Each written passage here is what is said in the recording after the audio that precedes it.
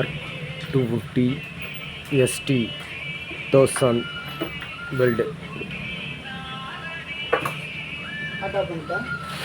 welding machine service.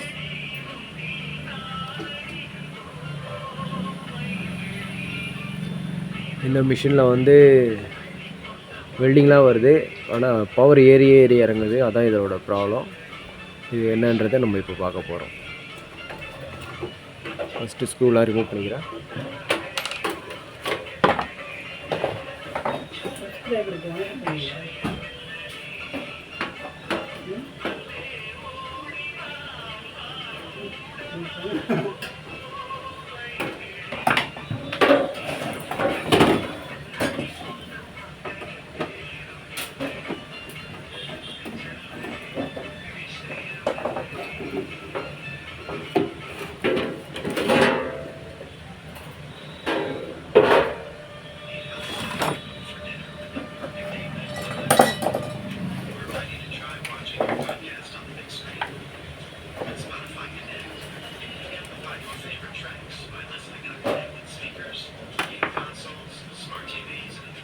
Diode மல்டிமீட்டரை வந்து diode சிம்பிளில் வச்சுக்கிட்டு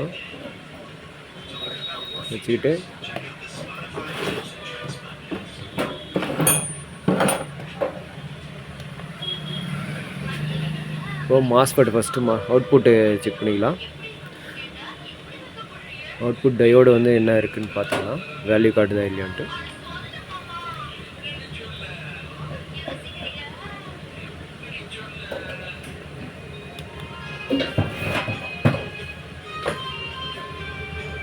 so நம்மளுக்கு வந்து 0 காமிச்சா போயிடுச்சுன்னு அர்த்தம். ஸோ வேல்யூ வந்து நம்மளுக்கு காட்டுது. ஸோ 162 இது நார்மல் வேல்யூ. ஸோ அவுட்புட் டயோடுனால் இதுதான் அவுட்புட் டயோடு. இந்த டயோடு நல்லா தான் இருக்குது. அதுக்கப்புறம் ஷண்ட்டு, இது ஷண்ட் ஒயர் இங்கே இருக்குது. இந்த ஷண்ட் ஒயர் ப்ராப்ளம் இருந்தாலும் வந்து நம்மளுக்கு ப்ராப்ளம் வரும். ஷண்ட் ஒயர் நல்லாயிருக்கு. இது வந்து கரண்ட் பாட்டு, ஆர்க் போஸு, இது ரெண்டும் நல்லா இருக்குது. ஸோ அடுத்து வந்து நம்ம மாஸ்பெட் செக் பண்ணோம்.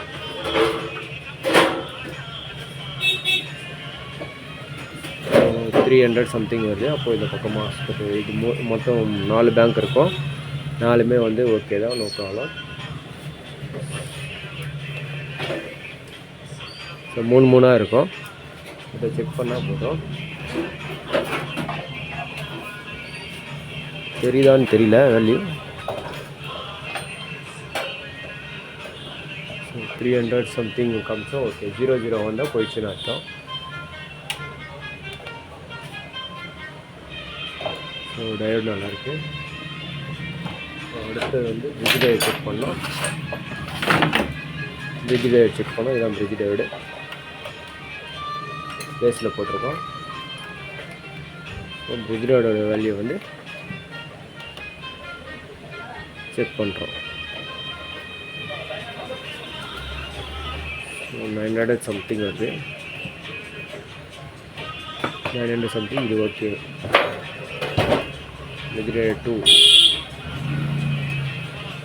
2 பிரிட்ஜ் டயோடு இருக்கும்.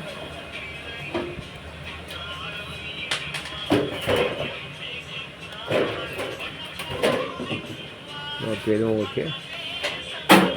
ஃபிசிக்கலாக ஒரு வாட்டி எல்லாத்தையும் பார்த்துக்கணும். எங்கன்னா ஷார்ட் ஆகிருக்கா, எரிஞ்சிருக்கா பார்த்துக்கணும். அதுக்கப்புறம் இந்த இடத்துல இந்த நெட்டு வரும். இந்த நெட்டு வர இடத்துல எதுனா பர்னிங் ஆகி மெல்ட் ஆகி ஊற்றிருக்கா செக் பண்ணோம். ஸோ இதெல்லாம் ஒன்றும் பிரச்சனை இல்லை, நல்லா இருக்குது.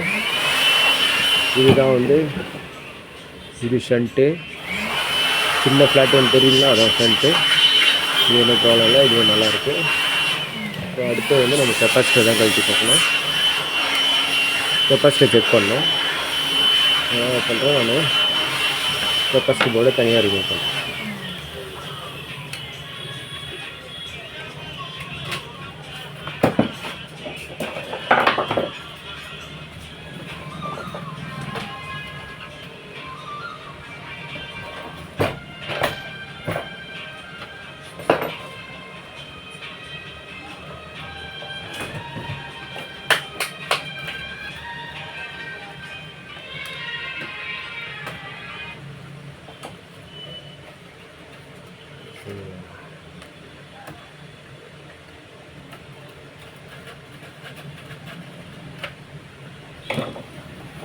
இதுக்கப்புறம் நான் வீடியோஸ்லாம் போடலான்னு ட்ரை பண்ணுறேன். ஸோ இது ரொம்ப நாள் பிரேக் ஆகி இப்போ தான் நான் போடுறேன், இந்த டைம் கிடைக்கல. ஸோ இயர் ஆஃப்டர்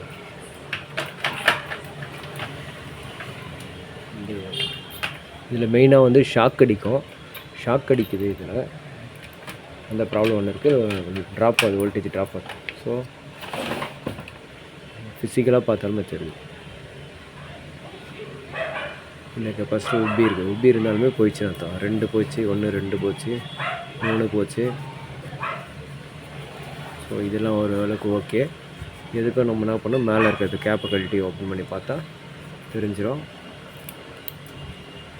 அது இல்லைன்னா நம்ம இதை ஓப்பன் பண்ணி இதை டீசால்டர் பண்ணி எடுத்து இப்படியே ஆட்டி பார்க்கணும். ஆட்டி பார்க்கும்போது சவுண்டு டக்குன்னு சவுண்டு கிடச்சுன்னா போயிடுச்சுன்னு வச்சு. ஸோ இந்த 3 போயிருக்கு, இந்த 3 ஓகே தான். ஸோ இப்போ இதை மாற்றணுன்னா நம்மளுக்கு வந்து அந்த ஷாக் அடிக்கிற ப்ராப்ளம், ரெண்டாவது வந்து இந்த ட்ராப்பு வோல்டேஜ் ட்ராப் ஆகிறது கரெக்டாகிடும். ஸோ அது பார்க்கணும்.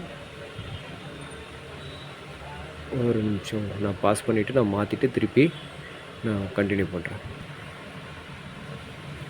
இந்த 3 நம்பர் போயிட்டுருக்கு, 3 நம்பர் கட்டியாச்சு. ஸோ நியூ புதுசு 3 நம்பர் மாற்றணும். இதில் வந்து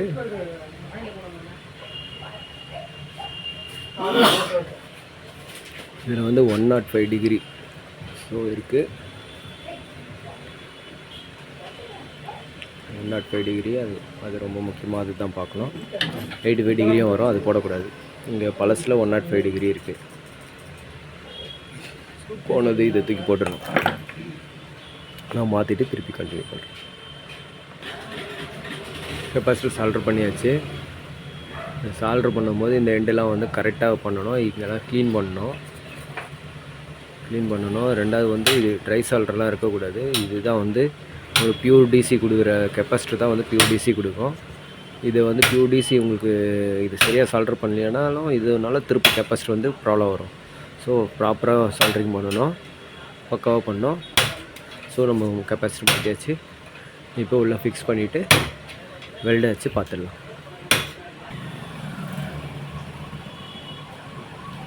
சப்ளை போடுறேன், சப்ளை போட்டு இப்போ செக் பண்ணிடலாம். ஸோ இந்த கனெக்டர் வந்து நமக்கு எரிஞ்சு போயிருக்கு, அந்த கனெக்டரை மாற்றணும். சப்ளை போட்டாச்சு. ஸோ பாட்டு வந்து கரெக்டாக ஒர்க் பண்ணுது. 250 ஆம்ஸ் இது 250 வரைக்கும் வருது. ஸோ இப்போது ஷாக் அடிக்குதா இல்லையான்னு நமக்கு டெஸ்ட் பண்ணி பார்த்துக்கலாம். டெர்மினல் தொட்டால் ஷாக் அடிக்கல எனக்கு. ஸோ டெர்மினல் வந்து ஷாக் அடிக்கலை. ஸோ நம்ம ப்ராப்ளம் வந்து சால்வ் ஆயிடுச்சு. ஸோ இது மாதிரி தான் பண்ணணும். ஷாக்கிங் ப்ராப்ளம், வெல்டிங் ட்ராப் ஆகி வந்தால் ஸோ இந்த கெப்பாசிட்டர் மெயினாக செக் பண்ணிங்கன்னா உங்களுக்கு ஓகே ஆகிடும். ஸோ ஃபேன் ஓடுது, எல்லாமே ஓடுது கம்ப்ளீட்டாக. இப்போ வெல்டிங் மட்டும் இப்போ அடித்து பார்த்தா தெரிஞ்சிடும். ஸோ வெல்டிங் அடிக்கலாம்.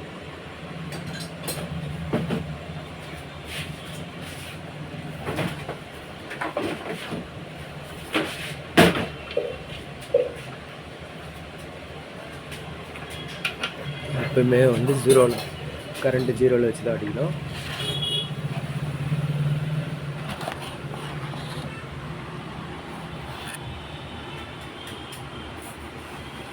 பவர் வந்து கொஞ்சம் கொஞ்சமாக ஏற்றிக்கணும். உங்கள் பவர் ஏறது தெரியுதுங்களா, வெல்ட் அடிக்கிறது.